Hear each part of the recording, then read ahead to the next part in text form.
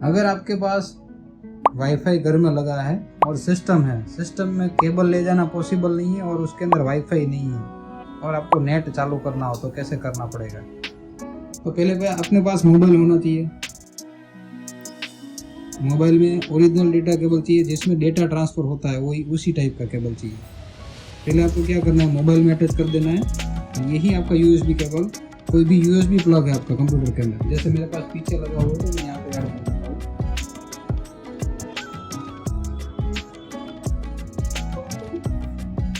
जैसे ही आप एडिट करते हो ना तो मोबाइल में पॉपअप आ जाएगा फाइल ट्रांसफर करने वाला, ये आपको ओके कर देना है।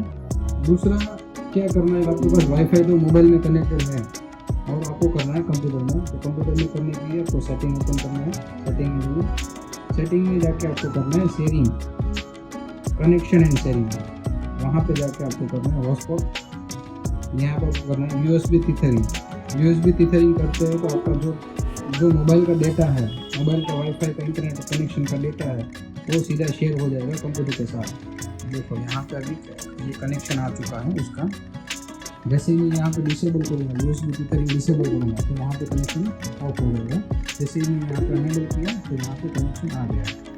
अभी क्या है कि आप कोई भी ब्राउजिंग कर सकते हैं और जो भी आपकी वाईफाई की स्पीड है वो स्पीड के हिसाब से आप चला सकते हो। मैं यहाँ पे गूगल ओपन कर रहा हूँ।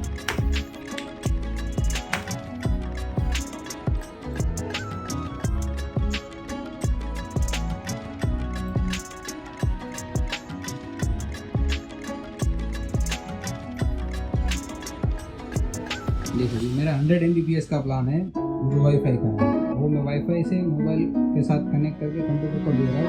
तो यहाँ पे भी मुझे अप्रोक्सीमेटली 94 के आसपास तो मेरा जो भी प्लान है पूरा जैसे केबल के हिसाब से या वाईफाई के हिसाब से चला उसी हिसाब से उसी स्पीड से दे रहा हूँ।